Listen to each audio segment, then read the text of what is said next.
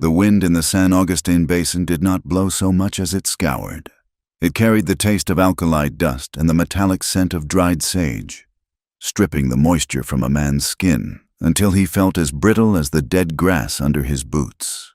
The sky above was a vast, blinding expanse of blue that felt less like a ceiling and more like a judgment, stretching over a landscape where the mountains in the distance looked like the broken, jagged teeth of an old wolf. Elias Thorne stood by the warped railing of his corral, watching the horizon where the heat shimmer made the earth look like it was dissolving into water. It was a lie. Of course, there was no water out there, only hard-pan clay and the kind of silence that drove lesser men to talk to their horses until they forgot how to speak to people. Elias was 34 years old, though the sun had carved deep lines around his eyes that made him look older. He was a man built of wire and rawhide, competent in the way a tool is competent, worn smooth by use and purpose. He had been on this patch of land for 7 years. He had come here with a wife named Sarah and a dream of cattle that would grow fat on the high desert grass. The grass had withered in the drought of 72, and Sarah had withered with a fever the winter after. Now, the ranch survived by stubbornness more than luck. Elias stayed because leaving felt like an admission that the land had beaten him, and Elias Thorne did not know how to yield. He pulled the brim of his hat lower against the glare. To the east lay the town of Salt Lick, a festering sore on the edge of the territory.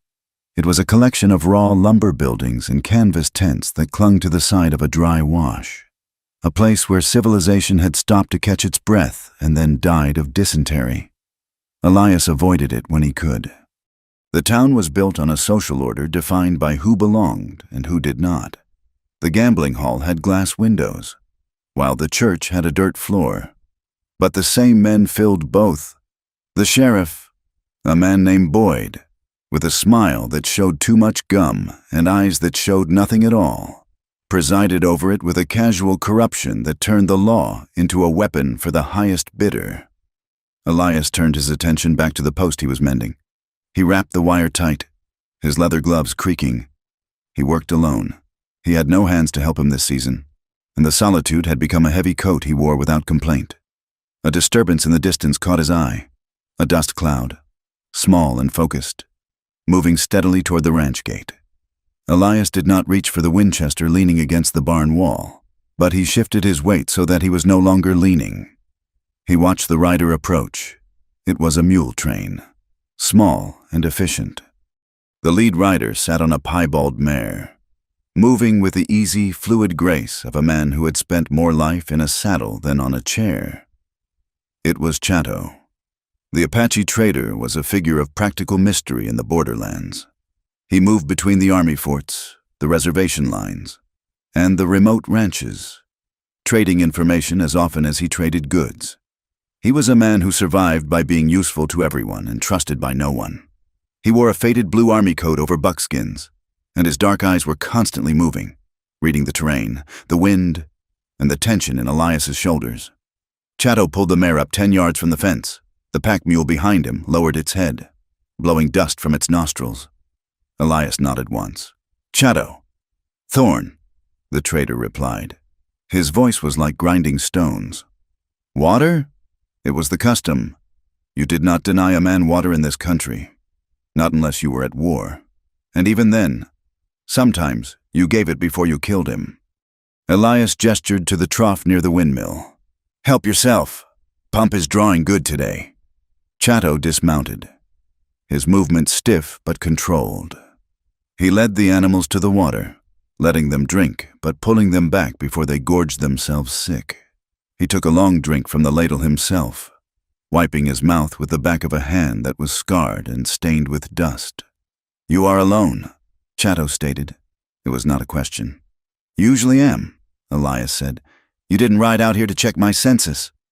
Chatto looked at the house, then back to the empty horizon. "No, I have a problem. I thought perhaps you are a man who can solve problems that require silence." Elias felt a tightening in his gut.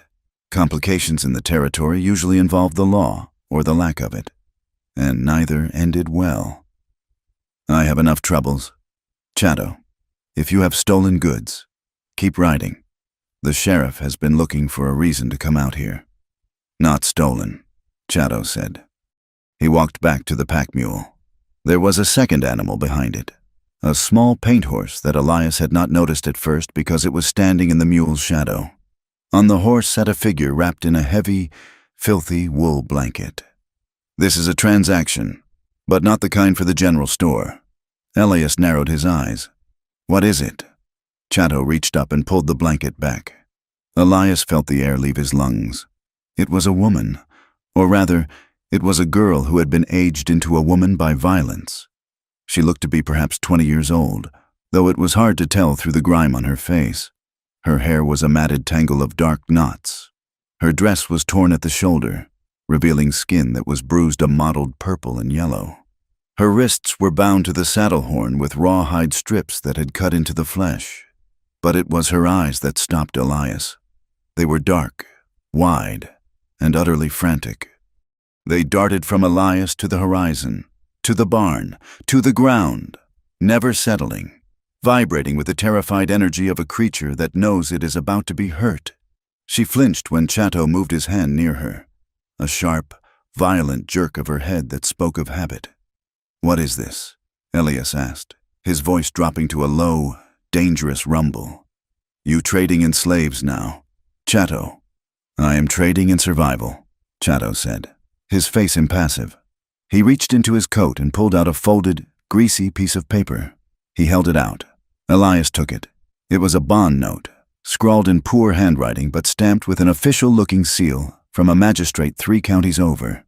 It detailed a debt of $500 and listed the bearer's right to labor and custody of 1 female indentured servant until such debt was paid. It was a legal fiction, the kind used to traffic women through the mining camps and timber towns where the law turned a blind eye. I took this from a man near Chloride, Chato explained. He was dead. I did not kill him, but I did not mourn him. She was with him, tied to his wagon. So you brought her here? Elias crumpled the paper in his fist. Take her to the fort. Take her to the marshal. The army will see an Indian with a white woman and hang me before I speak, Chato said simply. If I take her to Salt Lick, to your sheriff, look at her. Rancher, do you think Boyd will liberate her? Or will he see a piece of property that has lost its owner? Elias looked at the woman again. She was staring at his boots. Her breathing was shallow and rapid. Her lip was split, a fresh wound that had scabbed over and cracked again. She looked half feral, reduced to raw nerve and instinct. She is known as the biter, Chato said. He sounded almost amused, but his eyes were grim. Men have been selling her fear for profit, passing the bond, using her. She has learned that the only way to keep a piece of herself is to hurt what touches her. Why bring her to me? Elias demanded. I am not a savior. Chato, I am trying to keep cattle alive on dust. Because you are not cruel, Chato said. And because you are alone. You can hide her until she is human again. Or until you can move her north to a place where the law is real. And if I say no? Chato shrugged. Then I leave her in town on my way out. I cannot keep her. It is death for me. I will sell the bond to the saloon keeper. He will pay well. The threat hung in the hot air between them. Elias looked at the woman. If Chato took her to Salt Lick, she would be meat. The town would consume her. The sheriff would likely uphold the bond just to get a cut of her earnings in the back rooms of the gambling hall. Elias felt a cold anger rising in his chest, a familiar fury at the way the world ground the weak into the dirt. He hated this. He hated the trap Chato had sprung on him, but he looked at the woman's wrists, raw and bleeding, and he knew he was caught. He could not stomach what would happen if he turned away. The ghosts of his own failures, the family he hadn't been able to save from the fever, rose up in the silence. How much? Elias asked. The words tasted like bile. For the trouble? For the risk of transport? Chato calculated. $300. I am not buying a person, Elias snapped, his jaw tightening until his teeth ached. I do not buy people. Call it what you want, Chato said. But you must buy the paper. If you do not hold the bond, the next man who comes looking for her can take her legally. You buy the paper to kill the paper. Elias turned on his heel and marched into the small ranch house. He went to the iron box hidden beneath the floorboards under his bed. It was his seed money, his emergency fund, the savings meant for a new well. He counted out the heavy gold coins and the stack of worn banknotes. $300. It was a fortune. It was enough to buy 100 head of good cattle. He walked back out and shoved the money into Chato's hand. "Give me the bond." Chato nodded, counting the money quickly before tucking it away. He smoothed the crumpled paper Elias had dropped and handed it back. Then he walked to the woman's horse. "Enjoy. Rancher," Chato said, stepping back and gathering his reins. "She bites." It was not a jest. It was a warning delivered with the flat certainty of a man who had seen the scars. Chato mounted his horse. "I will ride south, if anyone asks. I sold a mule in Tucson. Good luck, Thorn." The trader did not look back. He kicked his mare into a trot and disappeared into the shimmery heat, leaving Elias standing in the dust with a feral woman tied to a strange horse. Elias stood still for a long moment. The silence of the ranch returned, but it felt different now. Heavier. He approached the horse slowly. The woman watched him, her body tense, every muscle coiled. She did not plead. She did not cry. She watched him the way a wolf in a trap watches the hunter's knife. "I'm going to cut you loose," Elias said softly. He kept his hands where she could see them. "I'm not going to hurt you." She did not blink. Elias drew the knife from his belt. She flinched, shrinking back against the saddlebags. He paused, letting her see that he wasn't advancing. "Just the ropes," he said. "Just the ropes." He moved in. He reached for the rawhide binding her wrists. He was careful, precise. He sliced through the leather, freeing her hands. "You can get down now," he said, taking a half-step back. "I'll help you." She sat there, frozen. Elias sighed. She was likely stiff from the ride, dehydrated, and terrified. He stepped closer, reaching up to offer his hands to steady her descent. "Come on, I've got you." His hands touched her waist. The reaction was instantaneous. She exploded into motion, a blur of rage and desperation. She didn't pull away. She lunged. Her head snapped down, and her teeth sank into the meat of Elias's forearm, right above the wrist. It wasn't a nip. It was a clamp. She bit down with all the force of a cornered animal fighting for its life. "Damn it!" Elias shouted. The pain was searing, hot and immediate. He staggered back, instinctively jerking his arm away. She held on for a split second, then released, tumbling from the saddle and hitting the dust in a crouch. She scrambled backward, crab walking away from him, her chest heaving. Elias clutched his arm. Blood welled up thick and dark, running down over his hand and dripping onto the dry earth. The bite was deep. She had nearly taken a chunk out of him. He looked at her. She was 10 feet away, backed up against the water trough. Her lips were pulled back, her teeth stained with his blood. She was shaking, but her eyes were defiant. She expected him to strike her. She was waiting for the boot, the fist, the whip. She braced herself for it. Elias stood there, his chest heaving, the adrenaline pounding in his ears. The anger flared white-hot, the instinct to lash out at the thing that had hurt him. He saw the expectation in her eyes. She knew men. She knew what men did when they were hurt. He took a deep breath, forcing the air into his lungs, forcing his heart to slow. He looked at the blood on his arm, then at the terror beneath the rage in her face. He did not raise his hand. "All right," he said, his voice rough but steady. He didn't move toward her. He stayed where he was. "All right." The woman blinked, confusion flickering through her panic. He hadn't hit her. Elias pulled a bandana from his back pocket and wrapped it tightly around his arm, tying the knot with his teeth and his good hand. "You made your point," he said. "You don't want to be touched. I won't touch you." He turned his back on her, a deliberate choice, exposing his neck to show he didn't view her as a combatant, and walked to the saddlebags on the horse she had ridden. He pulled out a canteen and a tin cup. He poured water into the cup and set it on the ground halfway between them. "Drink," he said. He walked away, heading toward the barn to get the medical kit he kept for the horses. He didn't look back to see if she took it. The afternoon wore on, the sky turning the color of bruised iron as the sun began to dip toward the mountains. The wind picked up, colder now, biting through the thin cotton of Elias's shirt. When he emerged from the barn, his arm bandaged properly and smelling of carbolic acid, the woman was still by the trough. The cup was empty. She was watching him, tracking his movement across the yard. "Wind's coming up," Elias said. He stopped a safe distance away. "It'll freeze tonight. You can't stay out here." She didn't move. "I have a bunkhouse," he said, pointing to a small, weathered structure near the main house. It was where he had stayed when he first built the place, before Sarah arrived. "It's got a stove and a bed. I'll put wood in there. You can bar the door from the inside."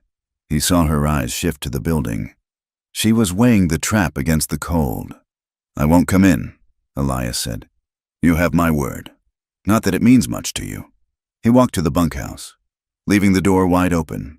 He carried an armful of split cedar inside and laid a fire in the small potbelly stove. He struck a match and got it going, the smell of wood smoke sharp and clean. He placed a wool blanket on the narrow cot and a bucket of fresh water on the table. Then he walked out. He stopped in the yard and looked at her. "The door has a heavy bolt," he said. "Use it." He went into his own house and closed the door. He moved to the window, watching through the cracked glass. For a long time, nothing happened. The shadows stretched out, turning purple and black. Finally, when the cold became undeniable, the woman moved. She crept toward the bunkhouse, staying low, checking the perimeter. She vanished inside. A moment later, Elias heard the heavy thud of the iron bolt sliding home. Night fell like a hammer. The temperature dropped 20 degrees in an hour. Elias sat at his kitchen table. The oil lamp turned low. His arm throbbed in time with his heartbeat. He looked at the bond paper sitting on the table. $500 of debt. $300 of gold. A human life reduced to arithmetic. He pushed the paper away. He felt a strange, hollow exhaustion. He wasn't a jailer. He wasn't a father. He was just a man who wanted to be left alone. And now he had a tiger in his garden. Outside, the dogs began to bark. It wasn't the lazy barking of dogs baying at a coyote. It was the sharp, aggressive snarl of animals who see a stranger. Elias blew out the lamp instantly. The room plunged into darkness. He moved to the gun rack and took down the Winchester. He levered around into the chamber, the mechanical clack-clack sounding loud in the quiet house. He went to the window. The moon was a sliver, offering little light, but he could see shapes moving near the gate. Riders, 2 of them, maybe 3. They were sitting on their horses, looking at the house. Elias felt a cold knot in his stomach. Had they tracked her? Was this the bond coming to collect? He didn't wait to ask. In this country, you didn't ask strangers their business in the dark. He opened the front door and stepped out onto the porch, the rifle held across his chest. "That's close enough," he shouted. His voice echoed off the barn. The riders shifted. One of them laughed, a low, ugly sound. "Friendly greeting. Thorn," a voice called out. It wasn't the sheriff. It sounded like one of the drifting hands from the Box T Ranch, men who spent their wages on whiskey and violence. "I'm not feeling friendly," Elias called back. "Turn around." "We heard you had company," the voice said. "Heard you bought yourself a little something from the Apache. We just wanted to see if she was worth the price." News traveled faster than telegraph wires. The trader must have been seen.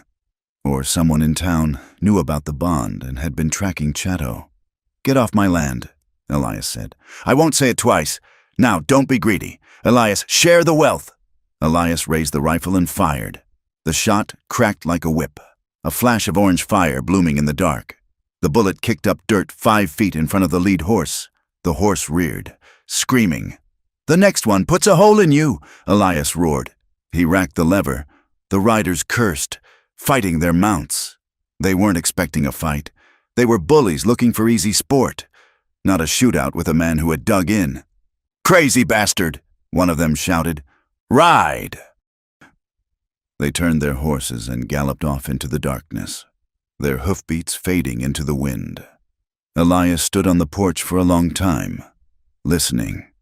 The silence returned, but it was fragile now. He knew they would be back, or others would. He had just declared war on the men who thought a woman was something you could hunt. He lowered the rifle.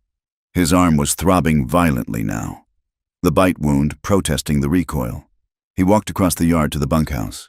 He didn't try the door. He just stood near it, speaking to the wood. "They're gone," he said quietly. "I drove them off." There was no sound from inside, no movement. "You're safe," he added, though the word felt inadequate. He didn't go back to the main house. He couldn't. If they circled back, or if the woman tried to run in the dark and got lost in the freeze, he needed to be here. Elias sat down on the wooden crate beside the bunkhouse door. He rested the rifle across his knees. The wind bit at his face, but he didn't move. He pulled his coat tighter. Inside the bunkhouse, he heard a sound. It was the creak of the cot springs, then a long, shuddering exhale, then silence. She was sleeping. For the first time, perhaps in months, she was sleeping without the need to keep one eye open, because there was a man outside her door who wasn't trying to get in. Elias leaned his head back against the rough wood of the wall. He watched the stars wheel slowly overhead, sharp and cold. He was tired. He was hurt. He was $300 poorer and in a hell of a lot of trouble. But as he listened to the quiet breathing of the woman on the other side of the wall, the heavy weight of his own loneliness felt, for the first time in years, just a little bit lighter.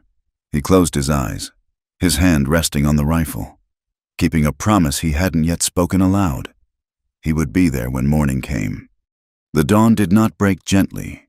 It bled into the sky, a bruise of purple and sullen gray over the eastern peaks before the sun finally crested the mountains and set the frost afire. Elias Thorne woke before the light, the habit of a decade dragging him from the warmth of his quilts. His left arm, wrapped in the stiffened, blood-stained bandana, throbbed with a dull, heavy pulse that seemed to beat in time with the wind rattling the window pane. He sat up, the cold air of the room biting at his bare chest. He did not look at the empty side of the bed. That was a discipline he had mastered 3 years ago. Instead, he looked out the window toward the bunkhouse. The door was still shut, the heavy iron bolt presumably still thrown from the inside. Smoke curled thin and white from the chimney he had cleared yesterday. She was still there. Elias pulled on his shirt, wincing as he buttoned the cuff over his swollen forearm. The bite was deep, the jaw strength behind it startling. He pulled on his boots, stomped the heels down, and went out into the morning. There was no heroism in what followed, only the relentless, indifferent demand of the ranch. The cattle did not care that he had a wild woman locked in his bunkhouse. The horses did not care that he was $300 poorer. The fence line in the north pasture was sagging, and the water trough needed scrubbing before the algae bloomed. Survival was a series of chores performed whether one's heart was in them or not. He hauled water, the buckets heavy, his breath pluming in the air. He chopped wood, the axe ringing out against the cedar, the vibration traveling up his arms and settling in his injured wrist. He worked with a deliberate rhythm, making noise, letting his presence be known without being intrusive. When he returned to the main house for coffee, he saw the bunkhouse door crack open. Just an inch, a slice of darkness watching him. Elias went into his kitchen, fried salt pork and heated yesterday's biscuits in the skillet grease. He put a portion on a tin plate, poured a mug of black coffee, and walked across the yard. He set the food on the chopping block near the bunkhouse door, then turned and walked away without a word. He went to the barn to shoe the bay mare. When he came out an hour later, the plate was empty. The coffee was gone. The tin cup had been set back on the block, not thrown, but placed with a precision that suggested a test. He saw her later that morning. She was sitting on the edge of the horse trough, washing her face. She stopped when she saw him, water dripping from her chin, her body going rigid. She did not run, but she tracked him. She watched his hands. She did not look at his face, did not meet his eyes. Her gaze was fixed entirely on his hands, whether they were open or closed, whether they held a tool or a rope. Elias paused by the gate, tipping his hat. "Morning," he said. She said nothing. She wiped her face with the sleeve of the oversized wool shirt he had left for her. It swallowed her small frame, making her look like a child playing dress-up. Until you saw the eyes, they were old eyes. He noticed something else. As she lowered her hand, a glint of metal flashed near her waist. She had taken the paring knife from his kitchen. It was a dull little thing, barely good for peeling potatoes, but she had it tucked into the rope she used as a belt, hidden under the shirt tails. Elias looked at the bulge of the handle, then looked away. He did not ask for it back. If a dull blade made her feel like she owned her own skin, she could keep it. "I'm going to check the north fence," he said, speaking to the air between them. "I will be back by sundown. There is stew in the pot on the stove. Help yourself." He rode out, leaving her standing in the center of the yard, a small, fierce figure against the immense, crushing emptiness of the basin. Days bled into a week. A routine established itself, fragile as spun glass. She existed in the periphery of his life, a shadow that moved when he wasn't looking. She ate only when she was alone. He would find the pot lid moved, the ladle dripping, but he never saw her lift the spoon to her mouth. The silence between them began to feel like a physical weight. On the fourth evening, Elias sat on the porch, mending a bridle. She was sitting on the steps of the bunkhouse, 20 yards away, whittling a piece of sagebrush with a stolen knife. "I need to call you something," Elias said. He didn't look up from the leather. The paper didn't have a name, just a description. Her hand stopped moving. The knife hovered over the wood. "My name is Elias," he said. "You can use it or not." She remained silent. The wind sighed through the eaves of the house.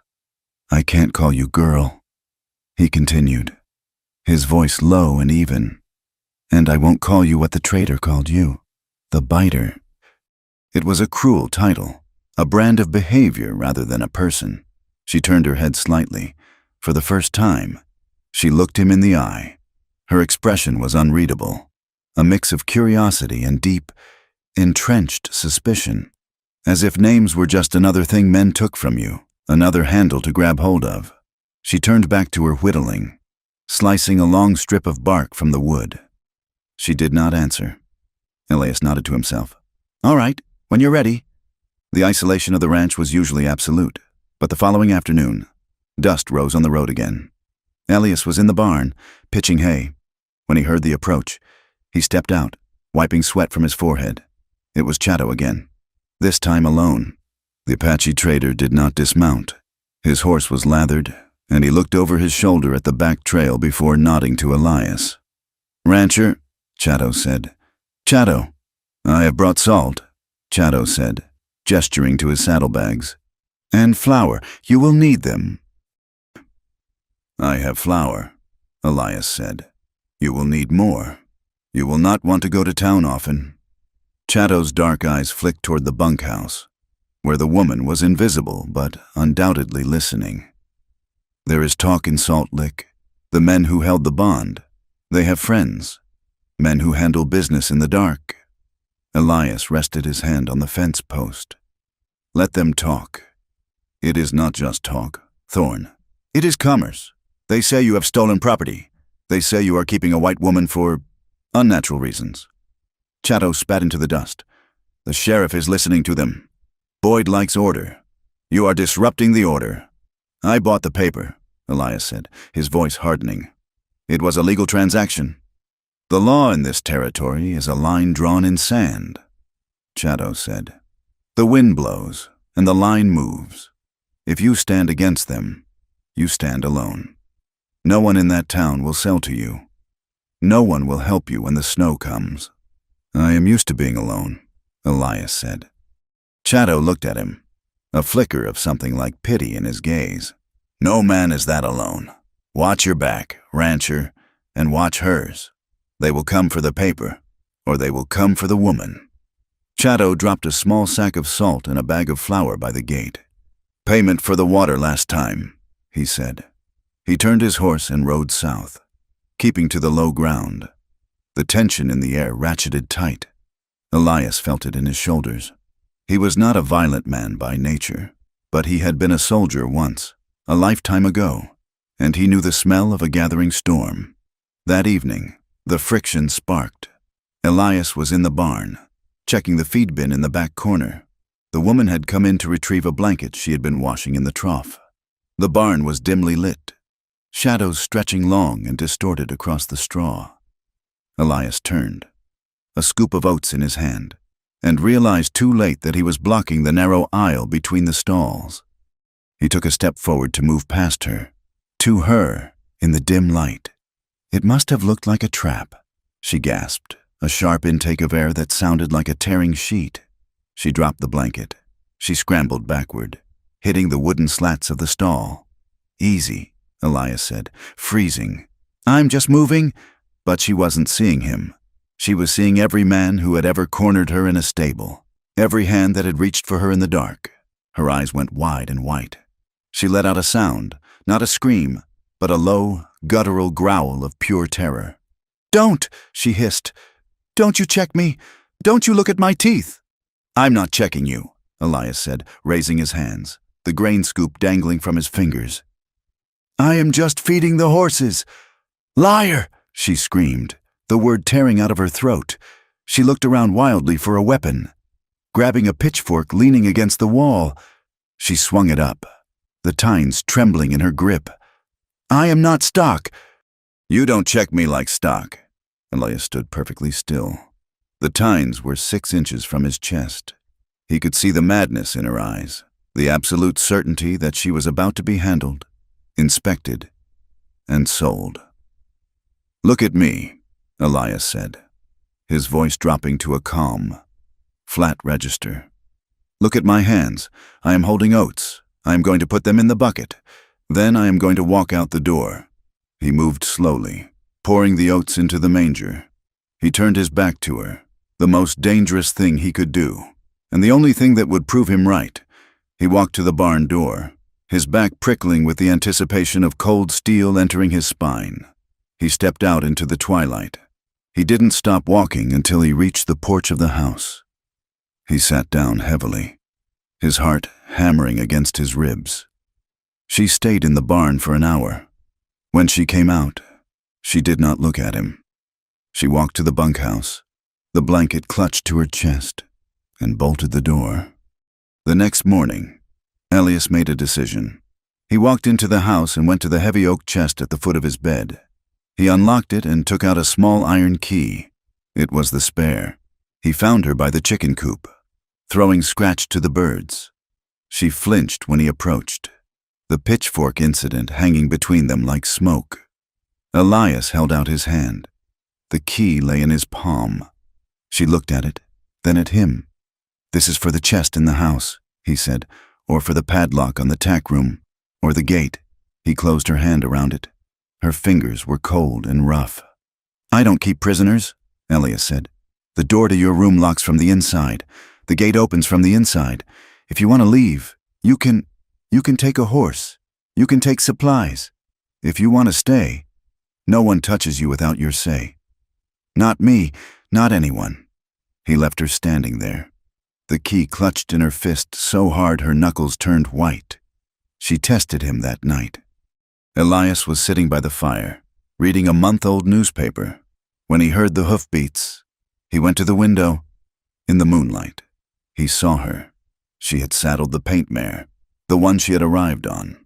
She was riding bareback, leaning low over the horse's neck, galloping toward the open gate and the road beyond. Elias watched her go. He did not run for his horse. He did not shout. He went back to his chair and repacked his pipe. He waited. An hour passed, then 2. The fire burned down to embers. It was near midnight when he heard the slow, plodding rhythm of a horse returning. Elias went to the porch. She was coming back up the drive. The mare was blowing hard, exhausted. The woman sat slumped on its back, shivering violently. She had ridden out into the dark, into the vast, indifferent silence of the high desert, and realized the truth. There was nowhere to go. There was no family waiting for her. There was no town that would take her. There was only the cold, the wolves, and the men who were hunting her. She stopped the horse near the porch. She looked at Elias, her face streaked with dust and dried tears. She waited for the scolding. She waited for him to tell her she was ungrateful, stupid, owned. Elias walked down the steps. He took the bridle gently. "Put her in the stall," he said softly. "Rub her down good, or she'll cramp up." He turned and walked back into the house, leaving the door unlocked. It was a turning point. The next day, she began to work. It wasn't asked of her, and she didn't ask for permission. She simply started doing things. She swept the bunkhouse. She mended a tear in one of his grain sacks. She fed the chickens, moving among them with a strange, quiet gentleness. Competence became her armor. When she was working, she wasn't a victim. She was a force. She kept her distance, eating her meals on the steps while he ate inside. But the air between them lost some of its static charge. Then came the day the flour ran out. Elias knew they had to go to town. He couldn't leave her alone at the ranch, not with the riders from the other night still out there. And he couldn't leave her locked up. "I'm going to Salt Lick," he told her one morning. "We need supplies. You're coming with me." Panic flared in her eyes, but she swallowed it. She nodded once. She went to the bunkhouse and came out wearing the heavy canvas coat he had given her. The collar turned up to hide her face. She had the knife in her belt. The ride to town was silent. The landscape was greening slightly with the spring sage, but the town of Salt Lick looked as brown and desolate as ever. As they rode down the main street, heads turned. Men on the boardwalk stopped talking to stare. Women in bonnets crossed the street to avoid them. "That's him," someone muttered. "That's the one. Keeps a squaw woman," another whispered, though she was white. To them, her trauma made her savage. Her association with the trader made her other. Elias kept his eyes forward, his jaw set. He tied the horses at the rail outside Miller's general store. "Stay close," he murmured. They went inside. The store smelled of pickle brine and sawdust. Miller, the proprietor, was behind the counter. He was a balding man with a face like a dried apple. He stiffened when they walked in. "Elias," Miller said, not offering a hand. "Miller, need a sack of flour and coffee. Sugar if you have it." Miller looked at the woman. She was standing by a barrel of nails, her head down, her body tight. "I can sell you the flour," Miller said loudly. "But I don't want trouble in here. Best you take your business outside." Elias felt the heat rise in his neck. "My money is the same color as anyone else's. It ain't about the money, Thorne. It's about decent folk not wanting to mix with—" The door banged open behind them. A group of 3 men stumbled in, smelling of cheap whiskey and sweat. It was midday, but in Salt Lick, time was relative to the bottle. One of them, a drifting miner named Pike, saw the woman. He grinned, revealing yellow teeth. "Well, look at this," Pike slurred. "The little wildcat. Heard you were up at the Thorne place." He stepped toward her. The woman backed up against the nail barrel. "Leave her be, Pike," Elias warned, turning from the counter. "Just saying hello," Pike said. "She don't look so wild. Looks like she just needs a firm hand." He reached out. It was a clumsy, drunken gesture, meant to grab her shoulder or perhaps stroke her hair. His hand closed around her upper arm. The reaction was instantaneous. She didn't scream. She didn't pull away. She lunged. Her head snapped forward, and she bit his hand. Hard. Pike howled.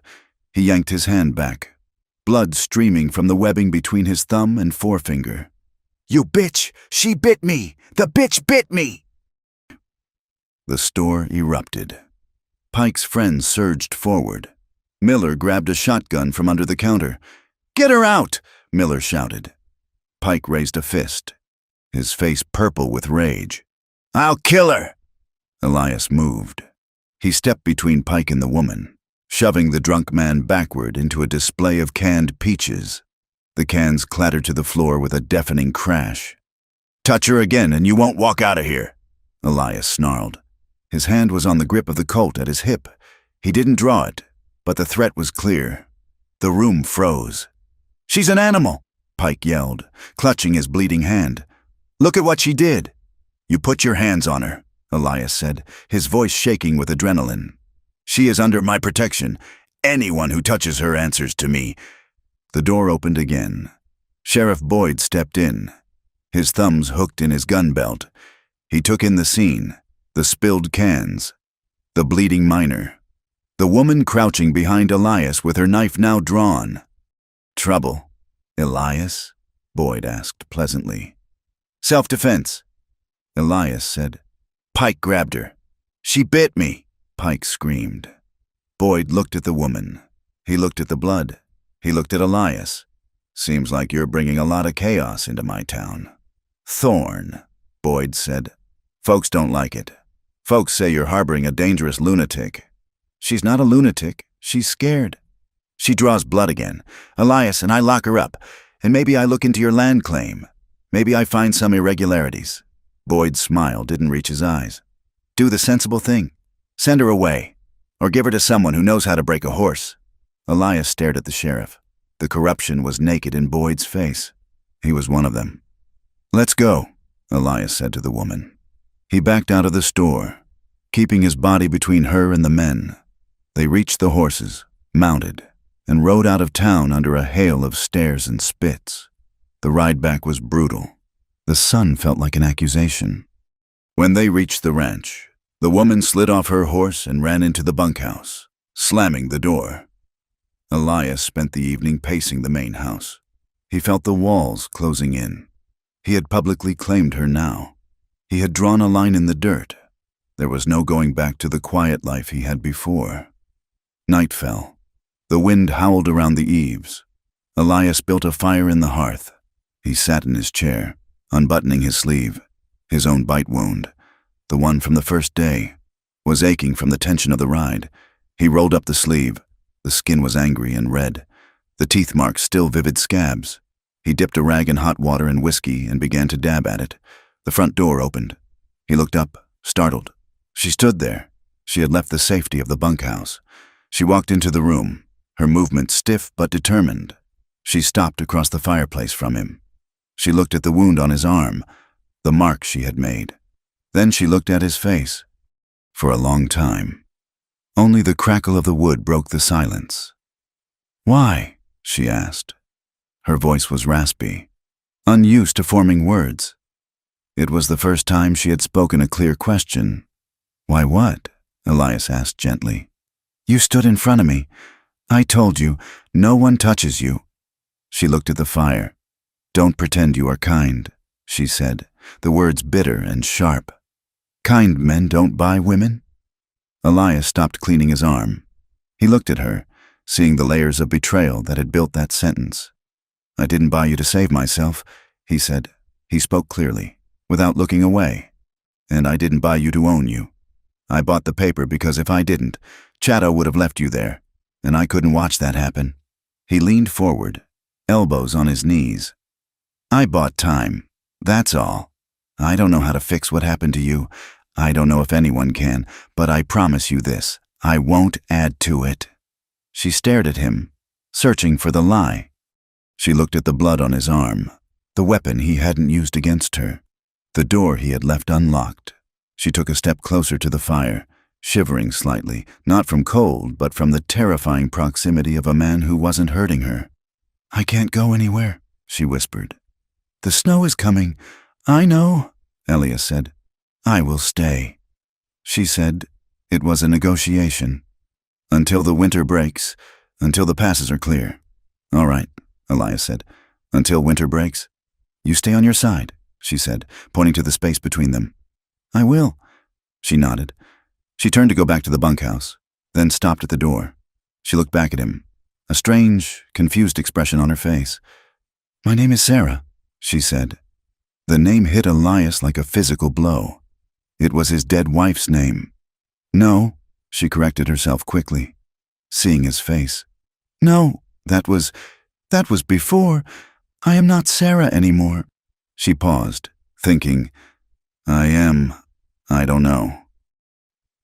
"We'll find it," Elias said, his voice thick. "We'll find a name. She slipped out into the night. Elias sat by the dying fire for a long time. He listened to the wind. He thought about the winter coming, the snow that would trap them here together. He thought about the way she had looked at him in the store, fierce and terrified, and the way she had looked at him just now. He felt a tightening in his chest that had nothing to do with fear. It was a dangerous, jagged feeling. It was want, not the want of possession, but the want of connection, the want of another soul in the empty house. And that, he knew, was more dangerous than any sheriff or any bite. The winter came down from the north like a curtain of white iron. It began in November with a sky that turned the color of a bruised plum, and by December, the San Augustin Basin was buried under 3 feet of snow. The wind howled around the corners of the ranch house, a ceaseless, mournful keen that sounded like the voices of the lost. The world outside shrank until it was just the house, the barn, and the narrow, shovel-cut trench of a path that connected them. The ranch became an island. The indifference of the landscape turned into active hostility. If a man lost his way between the porch and the corral in a whiteout, he could die 50 feet from his own hearth. Elias Thorne and the woman lived in this suspension. The bunkhouse, though sturdy, was too drafty for the sub-zero nights, and after the first heavy blizzard, Elias had moved a cot into the kitchen of the main house. He slept in his bedroom with the door closed. She slept in the kitchen near the stove, with the back door barred and a chair wedged under the handle. They were 2 ghosts haunting the same small castle, circling each other in the warmth. The confinement forced a proximity that stripped away defenses. Elias saw the shape of her trauma in the small, involuntary flinches that governed her day. One evening, Elias sat by the fire mending a bridle. He was humming, a low, absent-minded sound, a hymn his mother used to sing, Rock of Ages. The woman was across the room, shelling dried beans into a bowl. As the melody became recognizable, she froze. The bowl slipped from her lap, shattering on the floor. Beans scattered like buckshot. She scrambled backward, pressing herself into the corner of the room, her hands over her ears, her eyes squeezed shut. She was rocking, muttering something unintelligible. Elias stopped instantly. He set the bridle down and stayed in his chair, knowing that moving toward her would only make it worse. "It's just a song," he said softly. "It's stopped now." She lowered her hands slowly, her chest heaving. "Not that song," she whispered. "He sang that, the one who held the book while the others—" She didn't finish. She didn't have to. Elias felt a cold sickness in his gut. He realized that for her, piety was not a comfort. It was the prelude to violence. Men had prayed over her before they hurt her, sanctifying their cruelty. "I won't sing it again," Elias said. Another night, he opened a bottle of whiskey to pour into a poultice for a horse with a cut leg. The sharp, amber smell filled the kitchen. She gagged, turning pale, and ran out the back door into the snow, retching. When she came back in, shivering and blue-lipped, Elias had corked the bottle and put it away. He made tea instead, the scent of mint replacing the alcohol. "I'm sorry," she said, her voice hollow. "Don't apologize," Elias said. He was looking at the fire, his face drawn. "I have smells I can't abide either. Burning pine, smells like Georgia." She looked at him, surprised by the admission. "You were there?" "I was with the cavalry," Elias said. He rarely spoke of it. "We burned a lot of things. Houses, barns. Sometimes I think the smoke never really washed off my skin. It was a small exchange, but it shifted the ground beneath them." He was not just the jailer or the savior. He was a man with his own ghosts. He avoided town not because he thought he was better than the people there, but because he feared the part of himself that knew how to burn things down. The tenderness between them grew not from grand gestures, but from the quiet, practical language of survival. One morning, Elias found her boots by the door. The soles were wearing thin, the leather cracked. Without asking, he took them to his workbench. He spent the afternoon resolute soling them with thick, sturdy rawhide and greasing the leather until it was supple and waterproof. He left them by the stove. When she put them on the next morning, She paused. She flexed her feet, feeling the new warmth, the solid grip. She looked at Elias, who was drinking coffee and staring out at the snow. "Thank you," she said. Elias nodded, not turning around. "Winter's hard on feet." 2 days later, Elias came in from the cold to find his wool shawl, the one he used when checking the lines, folded neatly on his chair. It had been washed and mended. A tear in the weave pulled tight with careful, almost invisible stitches. He touched the fabric. It was the first time she had done something for him that wasn't strictly necessary for her own survival. The isolation broke in late January, on a day when the sun came out hard and bright, blinding against the snow. A rider appeared on the ridge. It was Chato. The Apache's horse was wading chest deep in the drifts, and Chato himself looked like a figure carved from ice. Elias went out to meet him, helping him down. They brought the horse into the barn and Chato into the kitchen. The woman did not hide this time. She stood by the stove, a ladle in her hand, watching the trader with wary recognition. Chato drank the coffee Elias gave him, wrapping his frozen hands around the mug. "You are alive," Chato said, looking at the woman. "That is good. The winter kills the weak." "I am not weak," she said. Her voice was quiet but steel hard. "No," Chato agreed. "You are not." He turned to Elias. "I have been in Silver City. I heard things. The men who moved her. They are not just drifters. They are runners for a man named Holloway." Elias went still. "Judge Holloway?" "The same," Chato said. "He owns the copper mine. He owns the freight line. And he thinks he owns the law. He uses the bond papers to move women into the mining camps. It is a business. He does not like that you interrupted his ledger." "He's a judge," Elias said, the anger rising in his throat. "He's supposed to be the law." "He is the law," Chato corrected. "That is the problem. He has sent men to Salt Lick. They are asking questions. They know you have her. They know you bought the paper, but they claim the paper was stolen from their courier. They say you are a thief." "I paid gold," Elias said. "Gold does not matter when the judge holds the gavel." Chato said, "They will come. Rancher, not with a mob this time, with a warrant. They will try to make it look legal." Elias looked at the woman. She had gone pale, her knuckles white on the ladle. "Let them come," Elias said. "I have a deed to this land, and I have a Winchester." "A rifle is good," Chato said, standing up. "But eyes in the back of your head are better." Chato did not stay the night.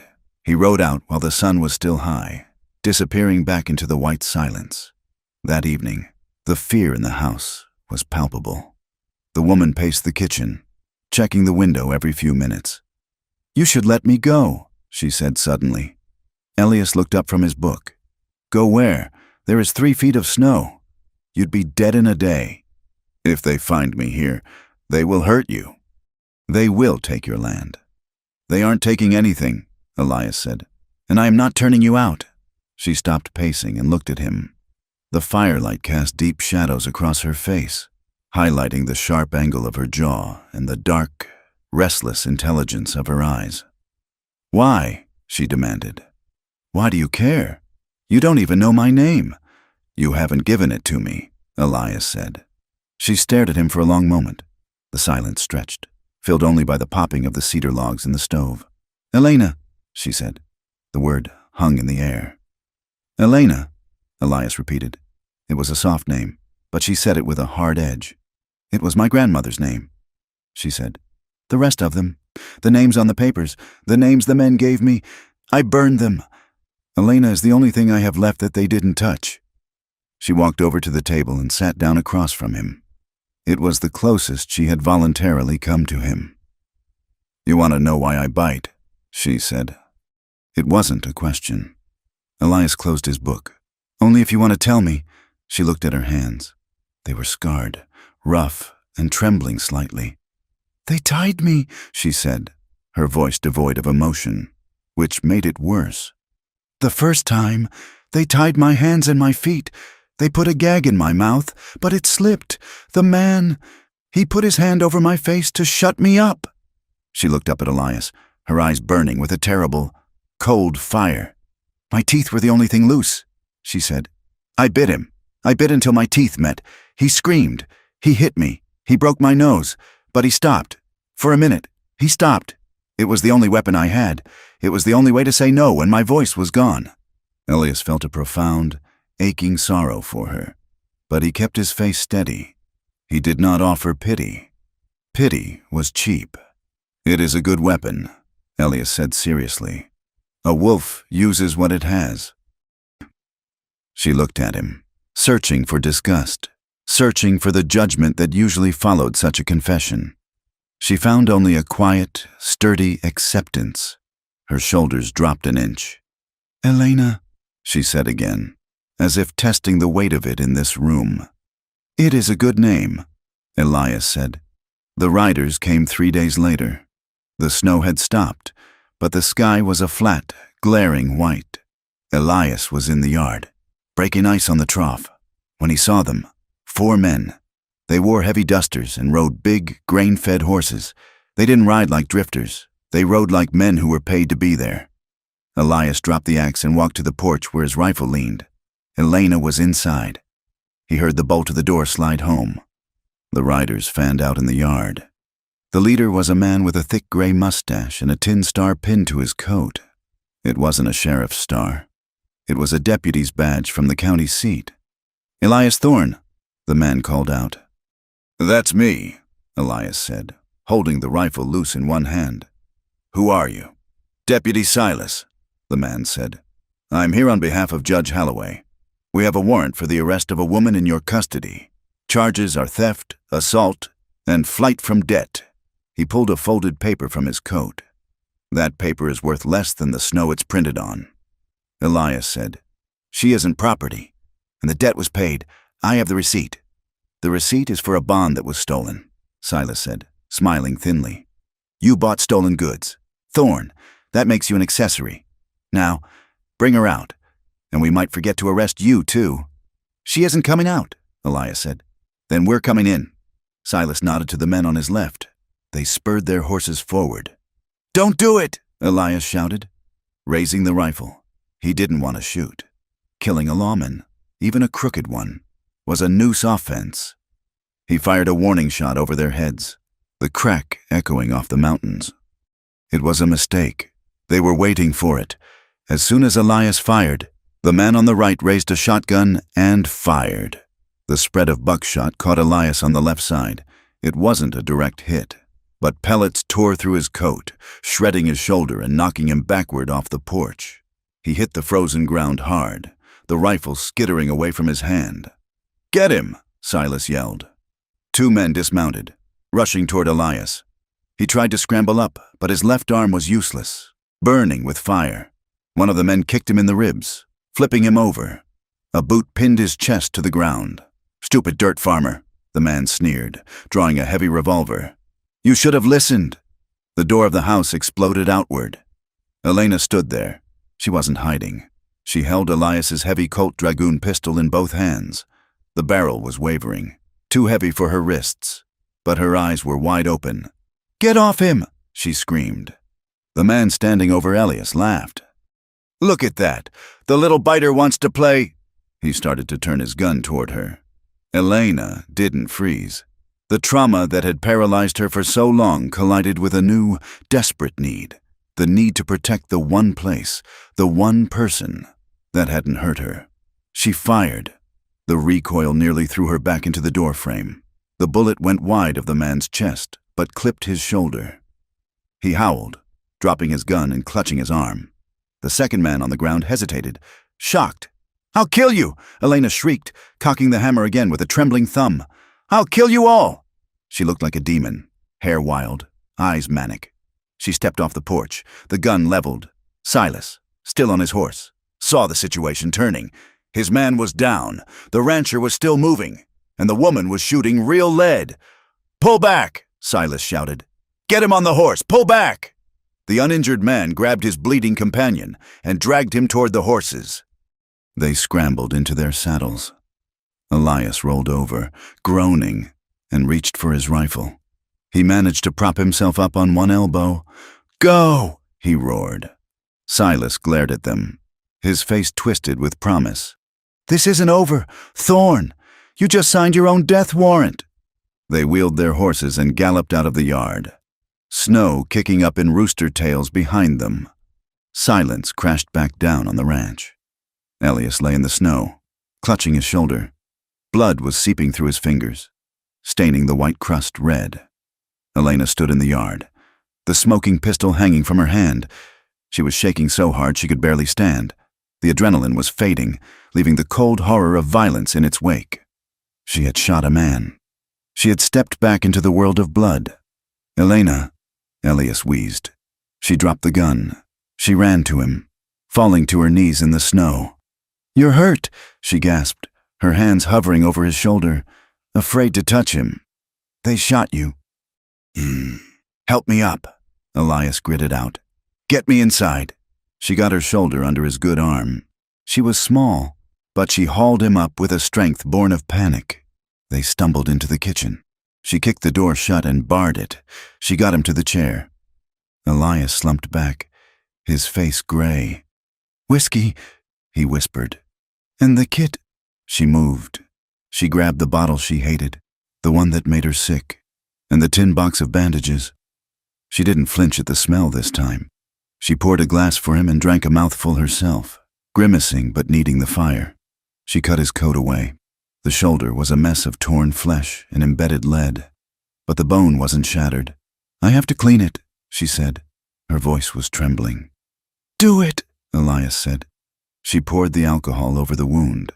Elias hissed through his teeth, his head tipping back, knuckles white on the chair arms. She worked quickly, cleaning the blood, picking out the pieces of wool and shot with tweezers. Her hands, usually so guarded, were touching him everywhere, his chest, his neck, his arm, steadying him. When it was done and bandaged, the room felt incredibly quiet. The fire crackled. The smell of blood and whiskey hung heavy in the air. Elias looked at her. She was kneeling between his legs, her hands resting on his knees, her face streaked with tears. She hadn't realized she was crying. She looked terrified, but not of him. She was terrified of what she had done, and perhaps of what she felt. "You saved me," Elias said softly. "I shot him," she whispered. "I wanted to kill him. You did what you had to do." He reached out with his good hand and touched her face. It was the first time he had touched her skin deliberately. His thumb brushed the tear track on her cheek. She didn't pull away. She leaned into his hand. It was an instinct, a starving thing seeking warmth. Her breath hitched. She looked at his mouth. The distance between them vanished. The air was charged with a sudden, overwhelming electricity, the collision of violence and survival turning into desire. She leaned forward, her lips parted. She wanted to erase the fear. She wanted to feel something that wasn't pain. Elias's heart hammered against his ribs. He wanted her. God, he wanted her. The months of silence, of watching her strength, of living in this small box with her, it all surged up. But he saw the tremor in her jaw. He saw the desperation in her eyes. She wasn't choosing him. She was reacting to the trauma.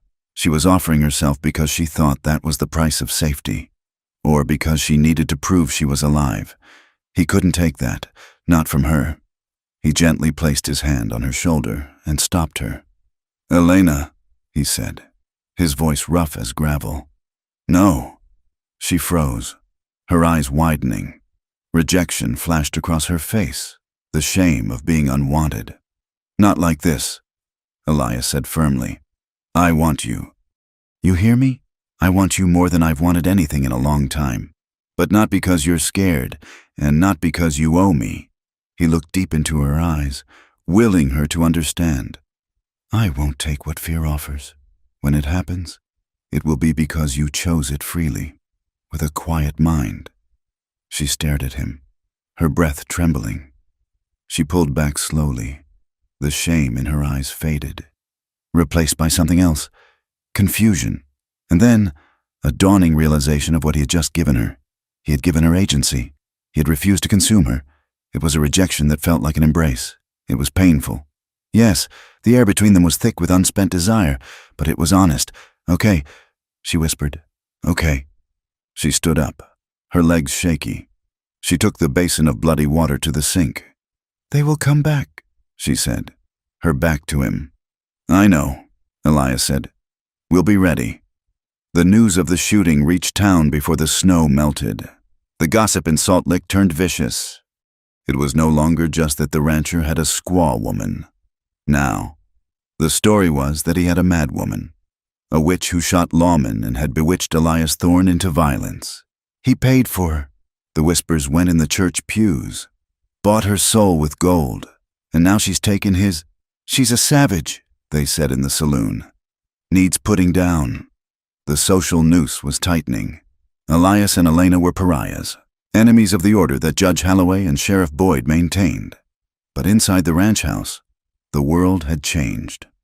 That evening, for the first time since she arrived, Elena did not take her plate of stew to the bunkhouse, nor did she sit on the floor by the stove. Elias sat at the small kitchen table, his arm in a sling, eating awkwardly with his right hand. Elena ladled stew into her own bowl. She walked over to the table. She pulled out the chair opposite him. The wood scraped loudly against the floorboards. She sat down. She placed her napkin on her lap. She picked up her spoon. Elias looked up. Their eyes met across the simple pine table. There were no words needed. It was a small thing, eating dinner, but in the context of their war, it was a monumental victory. It was a declaration of equality. She was not a servant, not a captive, not a pet. She was the woman of the house, breaking bread with the man who had refused to master her. "Pass the salt?" Elias asked quietly. Elena reached out and slid the salt cellar across the table. Her hand brushed his for a second. Neither of them flinched. Outside, the wind howled again, but the house was warm, and for the first time, it felt like a home. The spring thaw arrived not with a promise of life, but with a vengeance of mud. The snow that had buried the San Augustin Basin for months collapsed into a heavy, weeping slush, turning the hard-packed road into a quagmire of adobe glue. The creek swelled into brown, frothing torrents that ate away at the banks, carrying deadwood and the carcasses of winter-killed deer. Elias Thorne and Elena rode into this sodden world out of necessity. The flour was gone, the coffee was dust, and the ammunition box was dangerously light. But more than goods, they needed an end to the siege. They could not live another season waiting for the sheriff to invent a reason to hang them. They rode north, bypassing the hostile eyes of Salt Lick, aiming for the larger jurisdiction of Silver City. It was a 3-day ride through country that fought them every step of the way. The horses struggled in the sucking mud, their breath steaming in the damp, raw air. Elias watched Elena as they rode. She sat her mare with a newfound confidence, her back straight, her eyes scanning the horizon. She wore a hat he had shaped for her, the brim pulled low, and a coat that was too big in the shoulders but belted tight at the waist. She looked less like a captive now and more like a partner, though the shadow of the hunt had never quite left her face. In Silver City, they sought the law. The United States Marshal's office was a brick building that smelled of stale tobacco and wet wool. Marshal Davies was a man who looked as if he had been carved from suet, pale, heavy, and tired. He sat behind a desk cluttered with wanted posters and ledgers, listening to Elias with the expression of a man hearing a story he had heard 1,000 times before. "The bond was paid," Elias said, laying the receipt on the desk. "I paid $300 gold to the trader. The debt is cleared. Judge Holloway's men are harassing us with forged warrants." Davies picked up the receipt with 2 fingers, as if it were soiled. He didn't look at Elias. He looked at Elena. She stood by the door, refusing to sit, her hand resting near the knife beneath her coat. "This is the woman?" Davies asked. "This is Elena," Elias said. "The paper says 1 female servant, indentured." Davies read from his own ledger. "Mr. Thorne, you seem to be under a misunderstanding. A bond isn't just a debt. It's a contract of custody. You can't just buy the paper and burn it. The custody reverts to the court if the terms of service aren't met." "She isn't in service," Elias said, his voice tightening. She is a free woman. Not according to Judge Holloway, Davies said, dropping the paper back onto the desk. The judge has filed a motion claiming you absconded with court property.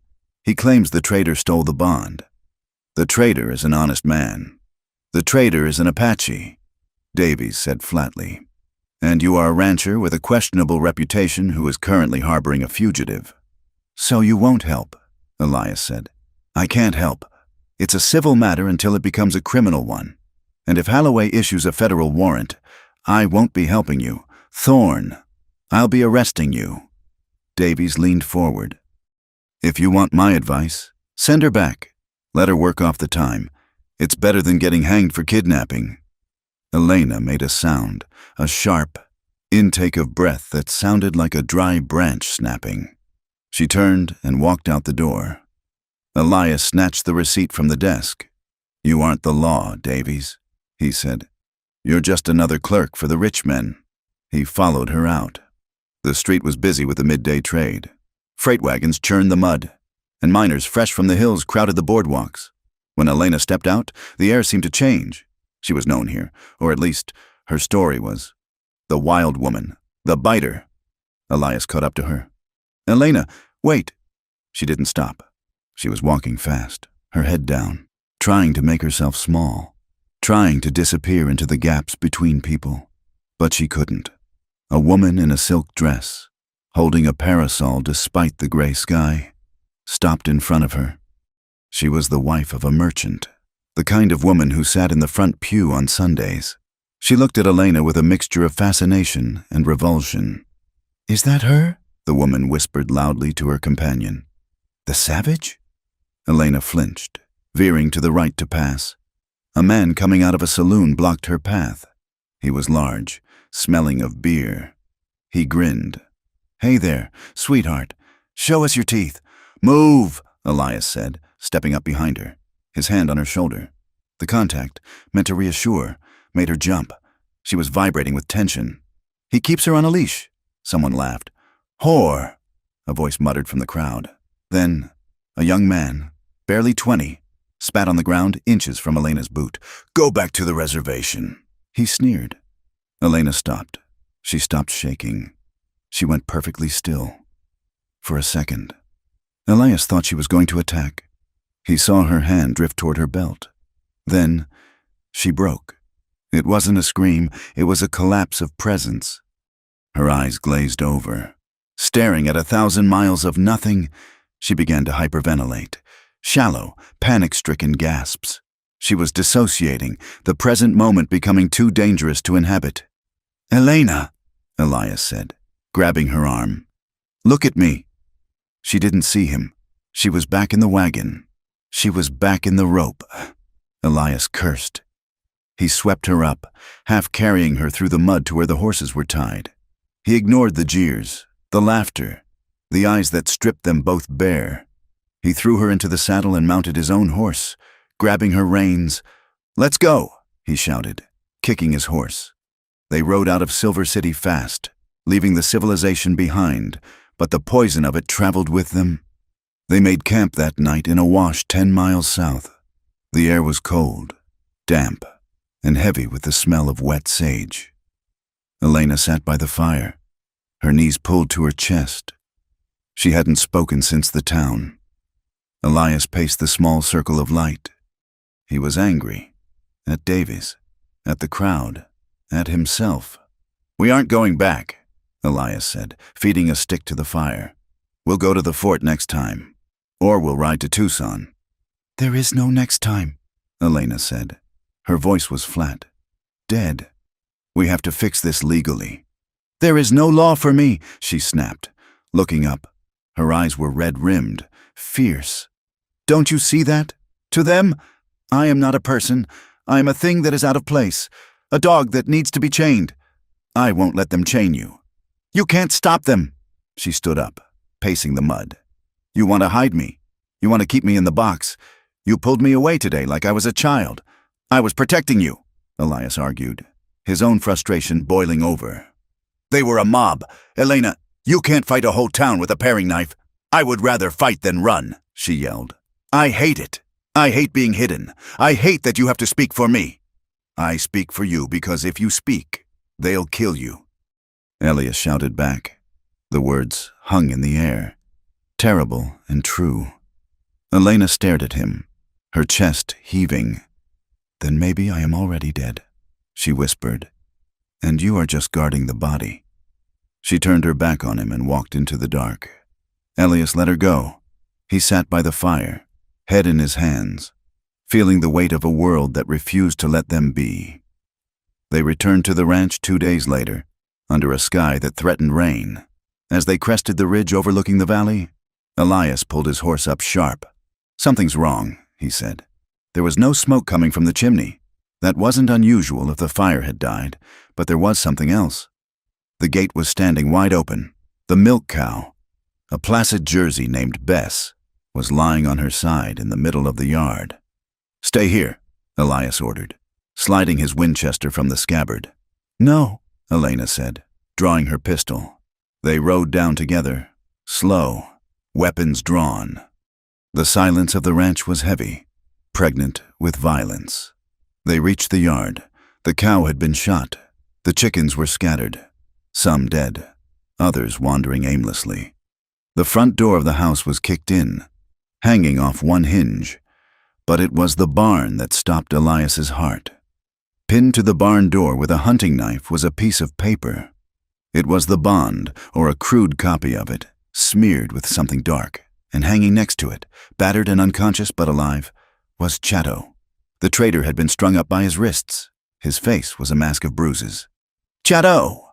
Elias vaulted off his horse. He ran to the man, cutting the ropes. Chatto slumped into his arms, groaning. They were waiting. Chatto wheezed, his eyes swollen shut. 3 of them, Holloway's men, looking for her. Where are they? Elias demanded, scanning the barn, the loft, the shadows. Not far, Chatto gasped. The crack of a rifle shot split the air. Elias's hat flew off his head. A second shot kicked up dirt by Elena's horse. Ambush! Elias roared. He dragged Chatto behind the water trough. Elena, get down! She was already moving, sliding off the mare as the horse bolted. She scrambled behind the woodpile. 3 men emerged from the tree line behind the house. They weren't lawmen. They were hired guns, dusters flapping, faces covered with bandanas.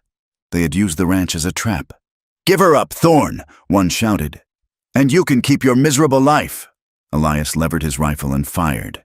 He didn't aim for a warning this time. He aimed for the chest. The man ducked behind a rain barrel, the wood splintering. Cover me, Elias yelled to Elena. He saw her pop up, firing the heavy dragoon pistol with 2 hands. The boom was like a cannon. It forced the men to keep their heads down, but they were flanking. One man made a run for the barn, circling wide to get behind Elena. Behind you, Elias screamed. Elena turned, but she was too slow. The man tackled her. They hit the mud together. The pistol flew from her hand. The terror was instant and absolute. It was the smell of him. Stale tobacco, unwashed skin, the rough wool of his coat scratching her face. It was the weight of a man pinning her to the earth, the crushing suffocation of history repeating itself. Gotcha, you little witch, the man grunted, grabbing her hair and winding it around his fist. He yanked her head back. He had a length of rope in his other belt loop. Elena screamed. It wasn't a word. It was a sound of pure, primal horror. She thrashed, her boots scrabbling in the mud. Elias heard her. He broke cover. He didn't care about the other 2 shooters. He didn't care about the bullets that whizzed past his head. He ran across the open yard, a demon of rage. But he was 30 yards away, too far. The man was tying her hands. He was laughing. Elena stopped screaming. Her vision narrowed to a tunnel. She saw the man's wrist near her face. The radius bone, the flesh. She didn't think. She lunged upward, not to escape, but to destroy. She bit him. She clamped her jaws onto his forearm with every ounce of strength she possessed. She felt the skin tear, the muscle give. She tasted the hot copper of blood. The man shrieked, a high, bubbling sound. Get off! God, get off! He let go of the rope to punch her, hammering his fist into the side of her head.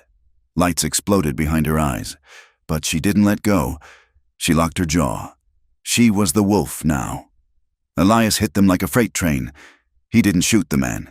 He used the butt of the rifle, swinging it in a savage arc that connected with the man's temple. The sound was a wet thud. The man collapsed, instantly unconscious, falling sideways off Elena. Elias stood over him, chest heaving, eyes wild.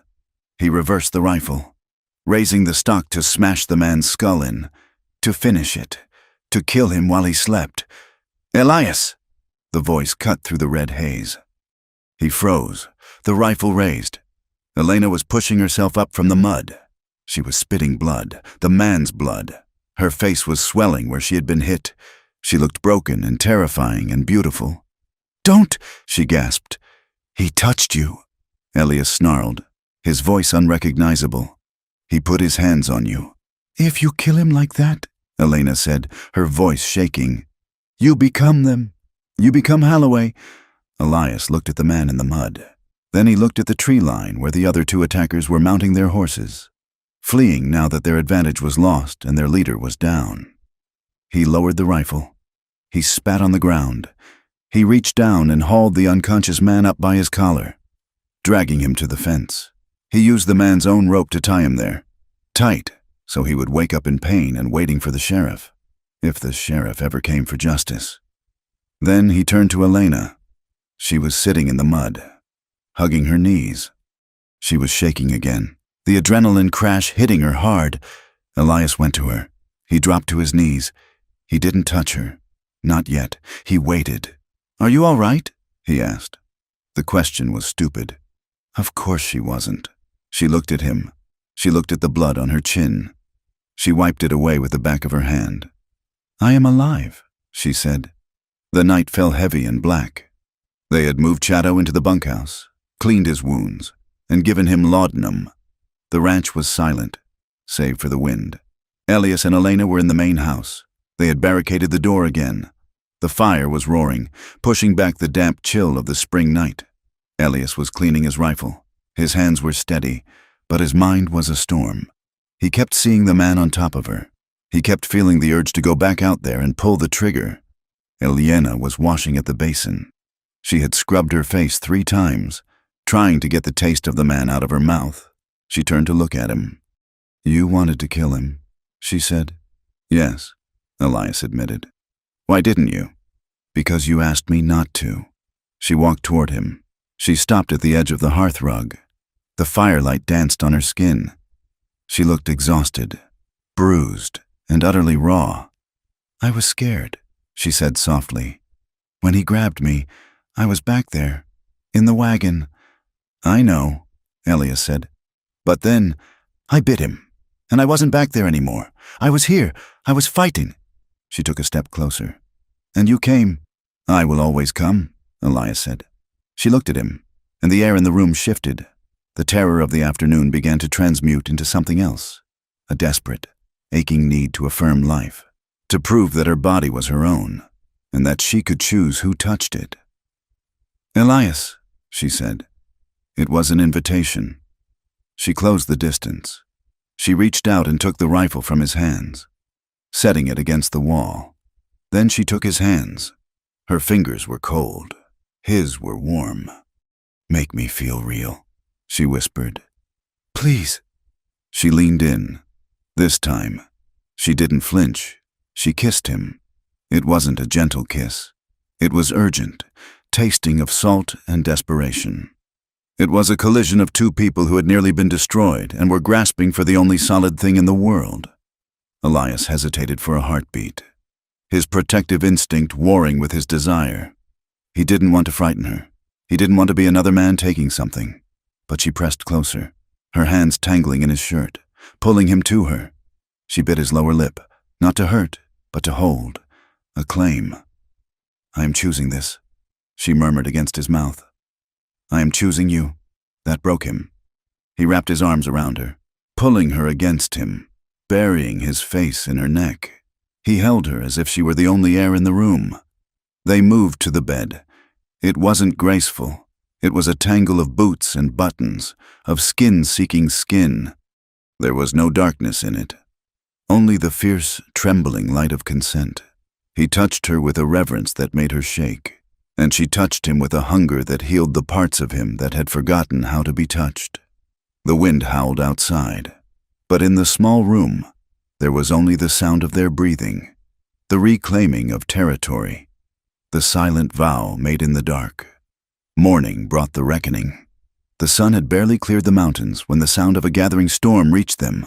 It wasn't thunder, it was voices. Elias woke first. He went to the window. A crowd had gathered at the gate. There were 20, maybe 30 men, some on horses, some in wagons. Sheriff Boyd was there, and Reverend Carter, a man with a face like a hatchet, holding a Bible like a weapon. "What is it?" Elena asked, coming up behind him, wrapping the blanket around herself. "It's the town," Elias said grimly. "They've come for us." He saw the mood of the crowd. It wasn't a posse, it was a mob. They were shouting, their voices ugly and distorted. "Bring out the witch! Harboring a savage! Sins of the flesh!" Elias turned to her. "We can't stay here. They'll burn the house down with us inside." "Where do we go?" Elena asked. She didn't look afraid anymore. She looked ready. "The mountains," Elias said. "The high country. Chato knows the trails. They can't follow us there." "What about the ranch?" Elias looked at the walls he had built, the home he had tried to make. "It's just wood and mud. Elena, it's not the life." He grabbed his gear. "Get dressed. Pack what you can carry. We ride out the back, through the creek bed." They moved fast. They woke Chato, helping him to his horse. They saddled the mounts, loading saddlebags with ammunition, dried meat and blankets, as they slipped out the back of the barn, keeping the structure between them and the mob. They heard the sheriff's voice booming, "Elias Thorne. By the order of the county, come out! Surrender the woman!" Elias didn't look back. He swung into the saddle. Elena mounted beside him. She looked at the house one last time. Then she looked at Elias. "Ready?" he asked. "Ride," she said. They kicked the horses into a gallop, splashing through the swollen creek, vanishing into the sagebrush just as the first torch was thrown onto the porch of the ranch house. Behind them, the pillar of smoke began to rise, marking the end of their safety and the beginning of their exile. They were no longer rancher and captive. They were outlaws. And they were together. The high country of the Mogollon Rim was a fortress of stone and pine, a place where the air grew thin and the nights carried the bite of winter even in late spring. For 3 weeks, Elias, Elena, and the battered Chato moved like ghosts through the canyons. They slept in shifts, wrapped in damp blankets, their fires small and smokeless, hidden in the lee of rock falls. The land was their enemy and their only shelter. The spring storms that rolled in from the north erased their tracks, turning the trails into slick ribbons of mud that swallowed hoofprints. But the same rain soaked them to the bone, turning every joint into a rusted hinge of pain. Hunger was a constant, gnawing presence. They ate jerked venison that tasted of ash and drank from creeks swollen with silt. Elias watched Elena. She had shed the last layers of the victim he had bought. In the wilderness, she was hardening. She learned to read the wind, to listen for the snap of a twig that meant a cougar or a man. But he also saw the fatigue etching dark circles under her eyes. She was running on adrenaline and hatred, a fuel that burned hot but left nothing behind but cinders. Chato, riding with his arm bound to his chest, guided them. He knew the terrain, and more importantly, he knew where the cracks in Judge Holloway's empire lay. "Ironwood," Chato said one evening, pointing north toward a smudge of smoke against the twilight sky. "There is a man there, a writer. He has no love for Holloway." "A newspaper man?" Elias asked. Skeptical, he was cleaning his rifle, the metal cold against his hands. "Ink doesn't stop bullets." "Chato." "No," Chato agreed. "But silence is what Holloway sells. Noise is what he fears. If we make enough noise, the federal marshals in Santa Fe must listen." Ironwood was a mining boomtown, clinging to the side of a granite gorge. a chaotic tumble of tents, false-fronted buildings, and the ceaseless clamor of stamp mills crushing ore. It was a place of mud and money, where anonymity was easy to buy if you had the dust. They rode in after dark, leaving the horses at a livery on the edge of town. Chatto led them through the back alleys, away from the gas-lit saloons, to a small, clapboard building with a sign that read, "The Ironwood Sentinel, Josiah Reed, Proprietor." Josiah Reed was a small man with hair like a wire brush and fingers permanently stained with printer's ink. He opened the door to Chatto's knock, holding a lantern high. When he saw the Apache, his eyes widened, but he didn't reach for a weapon. When he saw Elias and the woman, he stepped back and waved them in. The office smelled of paper, oil, and stale coffee. Reed listened to their story without interrupting. He sat behind his desk, taking notes with a furious, scratching speed. When Elias finished explaining the bond, the ambush, and the corruption of Sheriff Boyd, Reed looked at Elena. She was standing by the window, peering through the blinds at the street below. "Mrs. Thorne," Reed said, assuming a marriage that didn't exist. "I can print your husband's words, but they are just words, accusations from a man running from the law. If you want this to stick, if you want to bring a man like Holloway down, I need you to speak." Elena turned. The lamplight caught the sharp angle of her cheekbone. "Speak?" "I need your testimony," Reed said gently. "I need you to tell the readers what was done to you. Names, dates, places. I need you to be the witness they cannot ignore." Elena went rigid. To speak was to relive. To tell the story was to invite the world to look at her shame, to judge her not as a survivor but as a soiled thing. She looked at Elias. Elias stepped closer to her, but he didn't step in front of her. He stood at her shoulder, a solid, silent presence. He didn't tell her what to do. He waited. Elena looked at Reed's pen, hovering over the paper. She thought of the man in the mud at the ranch. She thought of the rope. "If I speak," Elena said, her voice trembling, "will they believe me?" "Some won't," Reed admitted. "But once it is in print, it is a matter of record. Holloway can't hide it in a drawer. The governor will read it." Elena took a breath. She walked to the chair opposite Reed and sat down. "His name was not the first," she said. "The first man was a corporal in the army. He sold the paper to a freighter in Tucson. For the next 2 hours, the only sound in the room was Elena's voice and the scratch of Reed's pen. She stripped her past bare. She laid out the geography of her trauma, the price of the bond, the nights in the wagons, the men who prayed before they hurt her. She spoke of the biting not as madness, but as the only language left to her. Elias listened, his heart breaking with every sentence, but he kept his face stoic. He offered her the dignity of his witness. He did not look away. When she finished, Reed was silent. He blotted the page carefully. "I will print a special edition," Reed said, "tomorrow morning. And I have sent a telegram to the federal commissioner in Prescott. He is due here on the stage for the circuit court. We will meet him with this." They stayed in the back room of the printing office, sleeping on pallets of unsold newsprint. The next day, the town of Ironwood woke to a scandal. The Sentinel was on every street corner. Trafficking in the territory, the crimes of Judge Holloway and the courage of the captive. The reaction was immediate. Whispers followed them when Reed led them to the hotel where Commissioner Eubanks was staying. But these were not the whispers of Salt Lick. These were whispers of shock, of curiosity. The story had transformed Elena from a savage into a victim of powerful men. It gave her a face, but power does not yield without blood. That afternoon, as they walked back to the newspaper office, a shot rang out. A bullet smashed into the wooden post next to Elena's head, showering her with splinters. "Down!" Elias shouted, tackling her into the mud of the street. People screamed and scattered.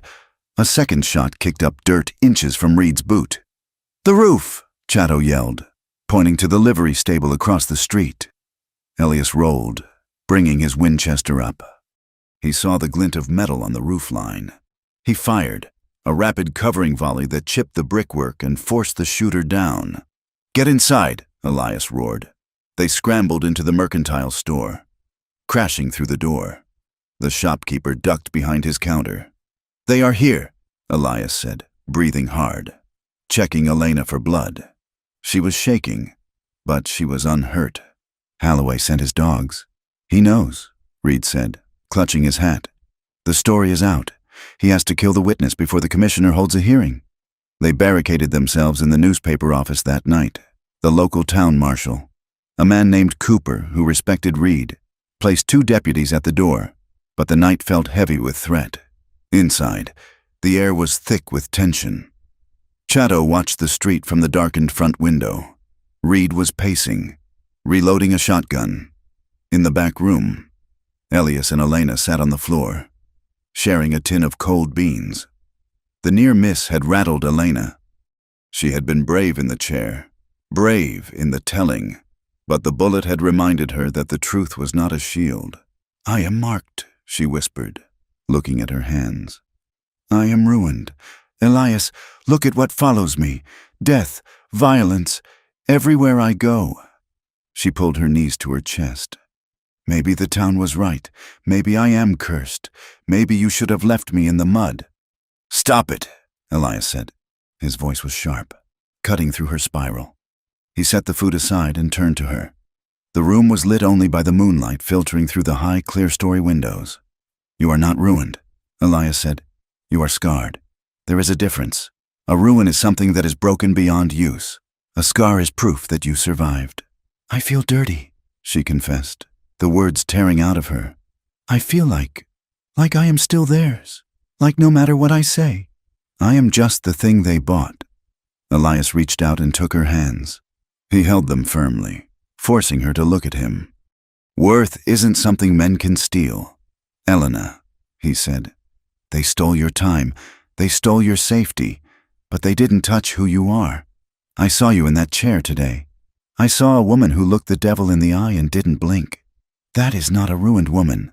That is a queen." She looked at him, tears spilling over her lashes. She saw the truth in his face. He wasn't trying to fix her. He was seeing her. "Elias," she breathed. The danger outside, the men waiting in the dark, the court hearing tomorrow, the uncertainty of survival, stripped away the last of their defenses. The fear of death clarified the need for life. "Stay close," she whispered. "Please, don't go to the other side of the room tonight." "I'm here," he said. "Closer," she said. She leaned forward, her forehead resting against his. Their breath mingled. She moved her hands up his arms, feeling the solid muscle, the warmth of him. She needed to know that her body was capable of something other than pain. She needed to rewrite the map of her own skin. "I want you," she said. The admission was terrifying and liberating. "Not because I have to, because I choose to." Elias kissed her. It was slow, a question asked and answered in the dark. He laid her back on the blankets. He touched her with a restraint that bordered on reverence, letting her set the pace, letting her guide his hands. When the passion rose, fierce and sudden, she buried her face in the curve of his neck. She felt the urge, the old instinct to fight, to mark, but it changed. She opened her mouth and bit him, right where the neck met the shoulder. But she didn't break the skin. She didn't clamp down to hurt. It was a graze, a pressure, a claiming. It was her saying, "I am here. I am alive. I have teeth, and I am choosing not to use them for war." Elias gasped, understanding the language. He held her tighter, anchoring her to the earth. "I have you," he whispered. "I have you." In the morning, they walked to the town hall for the hearing. It was a makeshift courtroom, a stage usually used for traveling theater troupes. Commissioner Eubanks sat behind a table, looking stern. The room was packed, miners, shopkeepers, and the curious filled the benches. Reed sat at the front table with Elena and Elias. On the other side sat a lawyer from Silver City, slick and sweating. And beside him, Sheriff Boyd from Salt Lick. Boyd looked confident. He wore his badge polished bright. He smiled at Elias, a predatory baring of teeth. "Commissioner," the lawyer began, standing up, "this is a farce. That woman is a fugitive from debt. This man is a thief and an attempted murderer. We have warrants signed by Judge Holloway himself." "I have read the warrants." Eubanks said, his voice dry.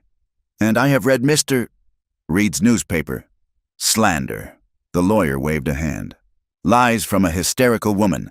Let her speak," someone in the crowd shouted. "Order." Eubanks banged a gavel. "We demand custody," the lawyer said. "The law is clear. Indenture is a binding contract." The contract was satisfied. Elias stood up, his voice ringing out. "I paid the debt to a savage." Boyd sneered. "Who stole the paper?"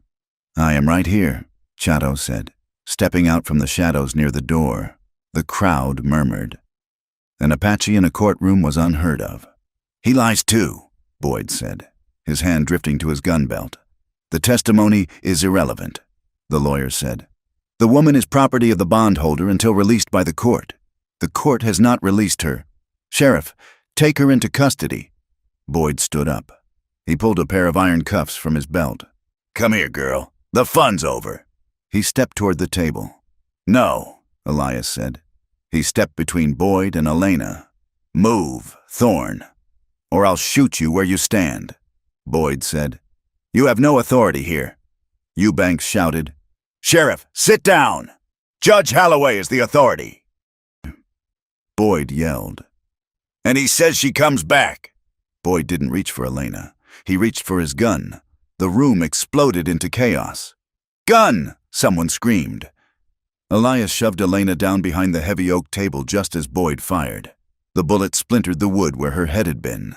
Elias didn't have his rifle. He had been forced to leave it at the door. He lunged at Boyd. But Boyd's deputy, a man in the front row, stood up and leveled a shotgun at Elias. "Back off!" the deputy shouted. Suddenly, the lawyer, the slick man in the suit, was grabbed from behind. Elena had scrambled under the table. She popped up behind the lawyer, grabbing him around the neck. Using him as a shield, she had the dull paring knife in her hand, the one she had carried for months. She pressed it to the lawyer's throat. "Drop the guns!" Elena screamed. Her voice was not a victim's voice. It was a command. The lawyer shrieked, "Don't shoot! She'll cut me!" Boyd hesitated, his gun trained on Elias. The deputy wavered. "I said drop them!" Elena yelled. She pressed the knife harder. A thin line of red appeared on the lawyer's collar. Marshal Cooper and his men burst through the doors, weapons drawn. "Drop 'em! Boyd! It's over!" Boyd looked at the marshal, looked at Elias, and looked at the woman holding the lawyer hostage. He realized the tide had turned. The town wasn't with him. The law wasn't with him. He snarled and raised his gun to shoot Elias anyway. A final act of spite. Crack! A single shot rang out from the balcony. Boyd jerked. He looked down at his chest, where a red blossom was spreading. He collapsed backward over the bench. Chato lowered the smoking rifle he had smuggled in under his blanket.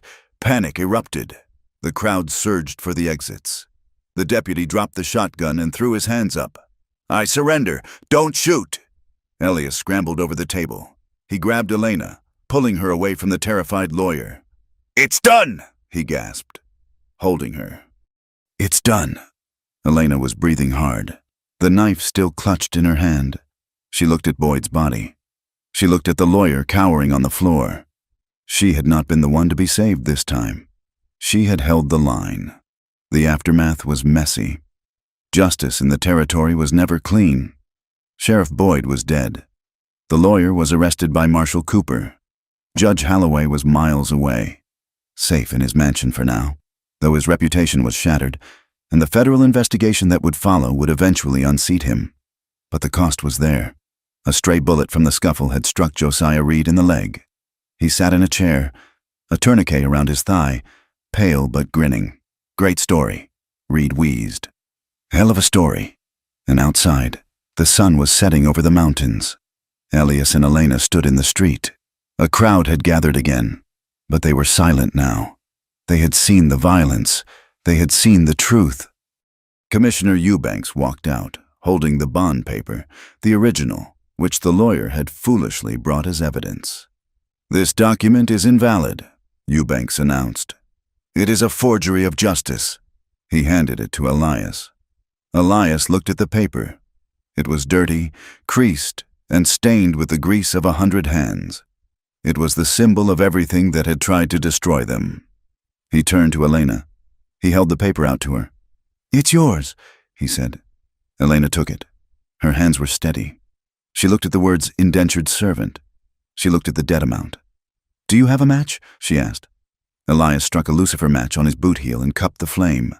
Elena held the corner of the paper to the fire. It caught quickly, the dry paper curling into black ash. They watched it burn until it threatened to burn her fingers, and she let the last cinders drift away on the wind. "You are free to go, Miss," Eubanks said. "The law has no hold on you." Elena looked at the commissioner. Then she turned to Elias. The crowd watched. They expected her to leave. They expected the tragedy to end with separation, or with her fleeing to the safety of a convent or a city back east. Elias stood there, his hands at his sides. He would not ask. He would not demand. Elena stepped closer to him. She reached out and took his hand. Interlacing her fingers with his, it was a public claim, a declaration. "I'm not going anywhere," she said, her voice clear enough for the street to hear. "My name is Elena Thorne, and I am going home." Elias squeezed her hand. His throat was tight, his eyes shining. "Let's go home," he said. They walked to their horses, mounted, and turned south, riding side by side out of the town, leaving the ashes of the bond behind them in the dust. The summer sun did not forgive. It hammered the San Augustine Basin with a relentless, white-hot malice, bleaching the bones of dead cattle and turning the mud of spring into concrete. The air hummed with the sound of cicadas and the dull, rhythmic rasp of a saw. Elias Thorne stood on the skeleton of what used to be his front porch. His shirt was soaked through, clinging to his back like a second skin. He was cutting a new beam from a piece of seasoned cedar, the sawdust coating his arms in a fine, fragrant powder. The ranch was scarred. Blackened scorch marks still licked up the stone chimney, and the smell of char sometimes rose from the earth when the wind shifted, but it was standing. Survival had shifted from the desperate sprint of the chase to the slow, aching labor of reconstruction. Elena came out of the temporary lean-to they were using as a kitchen. She carried a tin bucket of water and a ladle. She wore a simple calico dress she had sewn herself, the fabric faded but clean. Her hair was braided back, revealing the sharp line of her jaw and the faint, silvery scar on her cheek where a branch had whipped her during their flight in the mountains. She walked to the porch, her boots crunching on the gravel. She didn't flinch when Elias stopped sawing. She didn't scan the horizon for riders, not immediately. "At least, drink," she said, holding up the ladle. Elias took it, his hands rough and calloused. He drank deeply, the water cool and tasting of the tin. He wiped his mouth with his sleeve and looked at her. "The roof needs tar," he said, "before the rains come. If they ever come. We need nails," Elena said. She looked at the half-finished wall. "And glass for the window. I won't live in the dark again." "We'll go to town tomorrow," Elias said. The mention of town hung in the air. Salt Lick was no longer a forbidden zone, but it was not a sanctuary. It was a place of uneasy truce. They rode in the next morning. The heat waves distorted the buildings, making the town look like a mirage that might dissolve. Sheriff Boyd was dead, buried in the rocky cemetery on the hill. His deputy, the one who had surrendered, had fled west. A new marshal, appointed by the territory, kept a strict, impersonal peace, but the people remained. As Elias and Elena tied their horses at the rail, the street quieted. It wasn't the silence of a lynch mob anymore. It was the silence of discomfort. They walked into Miller's general store. The bell chimed. Miller, the man who had once ordered them out at the point of a shotgun, was behind the counter. He looked up, his face tightening. "Elias," Miller said. He looked at Elena, then quickly looked at his ledger. "Mrs. Thorne." It was a lie. They hadn't married in a church, but it was a polite lie, a concession to the new order. "Miller," Elias said evenly. "Need 10 pounds of nails, and a pane of glass, 12 by 12. I have the glass?" Miller stammered. He moved stiffly. "It'll be $2. As Miller wrapped the glass in brown paper, a woman entered the store. It was Mrs. Gable, the banker's wife. She saw Elena and stopped. For a moment, the old disgust flared in her eyes, the look reserved for the savage woman who had lived in sin and violence. She pulled her skirts closer, as if Elena were contagious, but she didn't say anything. She simply turned her back and pretended to examine a bolt of lace. Elias's hand clenched on the counter. He wanted to shout. He wanted to force them to see her dignity. Elena touched his arm. Her touch was light, grounding. "Pay him." "Elias," she said softly. "We have work to do." They left the store. Outside, a few miners tipped their hats as they passed, men who respected grit more than morality. But others, the church deacons, the friends of the old sheriff, spat into the dust as they walked by. Healing, Elias realized, was not a flood that washed everything clean. It was a slow, uneven thing. It was a wound closing over grit. The ride back was quiet. When they reached the ranch, Elena went to the horse trough. She unpinned her braid, letting her dark hair fall loose. She plunged her head into the water, coming up gasping, shaking her hair like a wild thing, sending droplets flying into the sunlight. And then she laughed. It was a rusty, startled sound. She looked at Elias, surprised by herself. "It felt good," she said, wiping water from her eyes. "Just cold." Elias watched her, his chest aching with a love that felt too big for his ribs.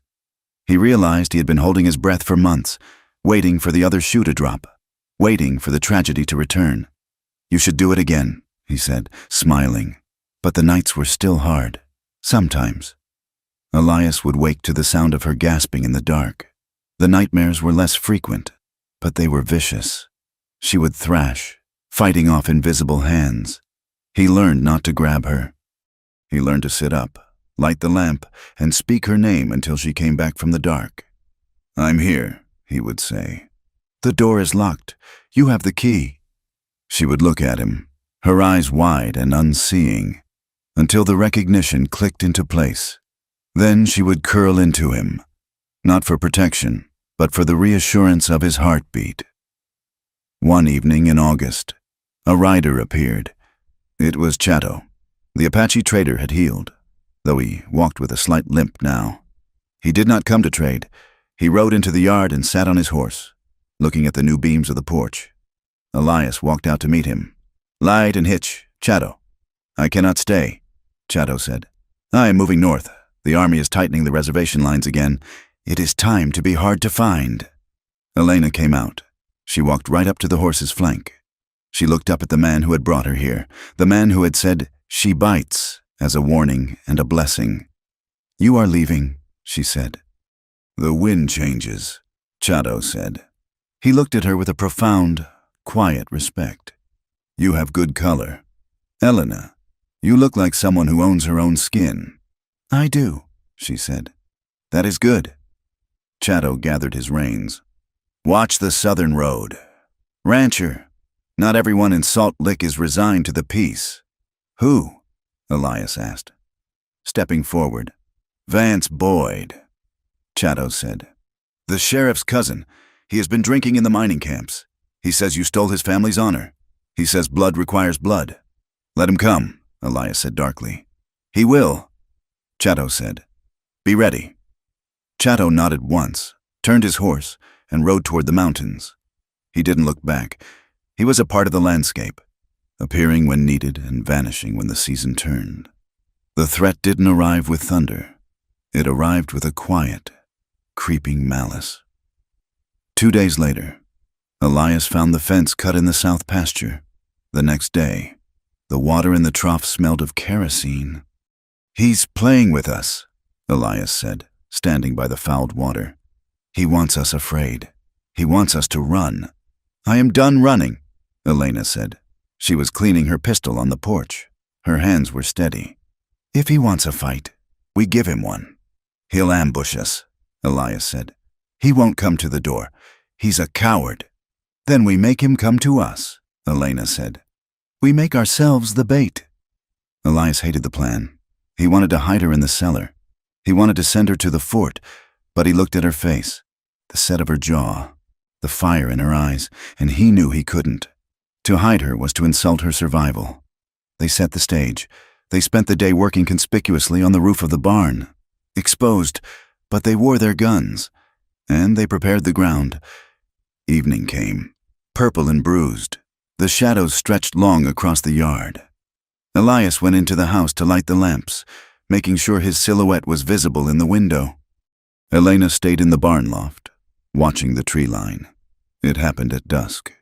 A figure detached itself from the scrub oak near the creek. He moved low, a rifle in his hands.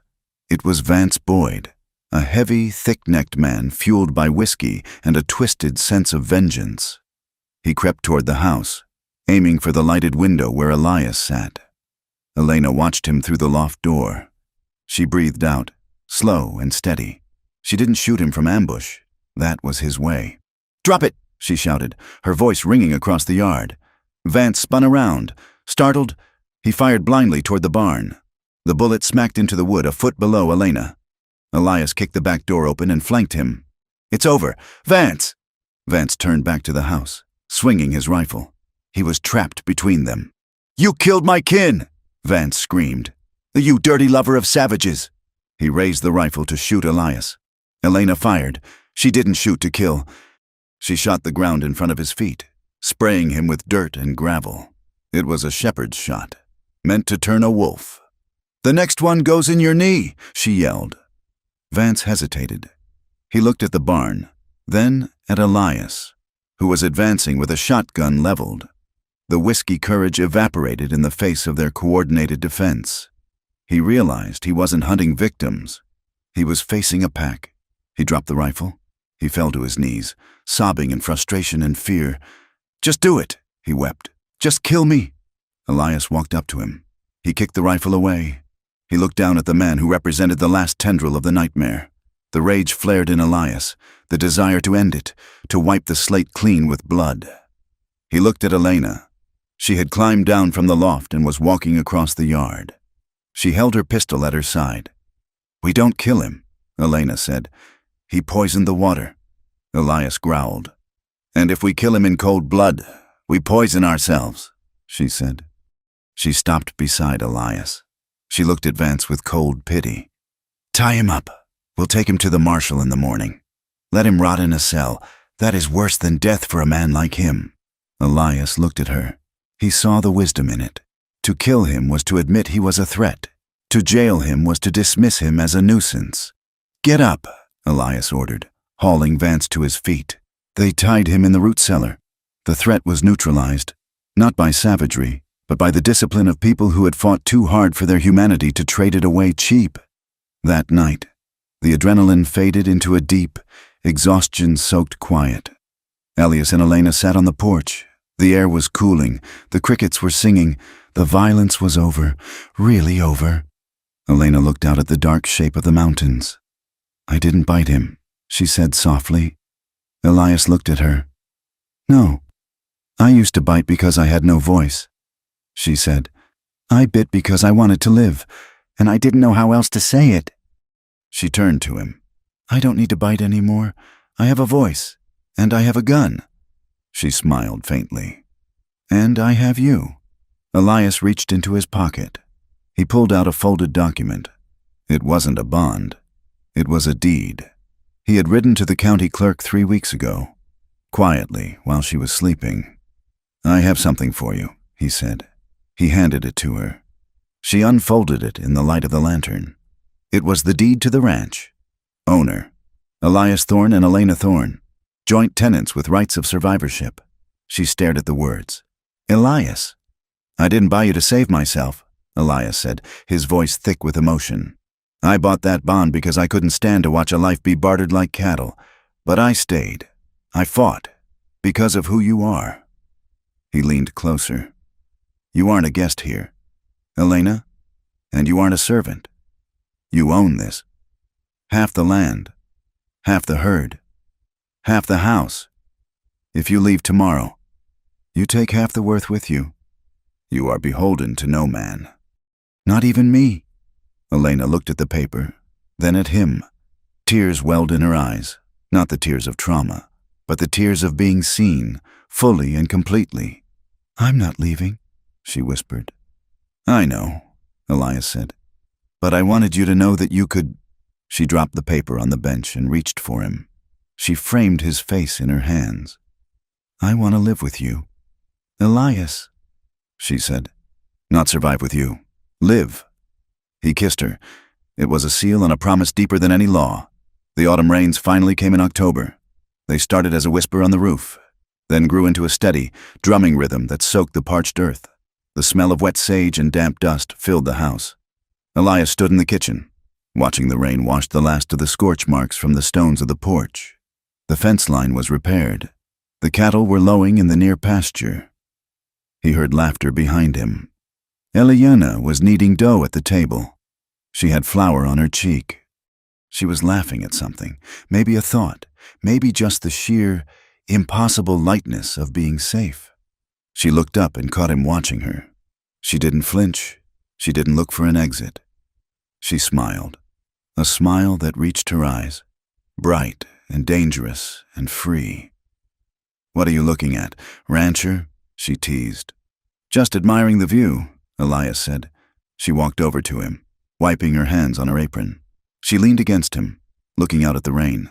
It's a good day, she said. It is, Elias agreed. He put his arm around her. She rested her head on his shoulder. The old warning from the Apache trader echoed in his mind. Enjoy, rancher. She bites. Elias smiled. She did bite. She bit into life with a ferocity that awed him. She bit back at the world that tried to crush her. And in the quiet, private dark, she bit him gently. A reminder that she was not tame, not property, not a trophy saved from the fire. She was alive, she was choosing, and she was loved. Thank you for listening to Enjoy, Rancher, She Bites. This story of survival, grit, and the hard road to trust in the American West was a journey to write, and I hope it resonated with you. I'd love to know where in the world you are listening from. Please leave a comment below. If you enjoyed this story and want more tales of the frontier, please subscribe to From Wild West. Share your thoughts on Elias and Elena's journey in the comments. Did they find the justice you hoped for? Until next time, keep your powder dry.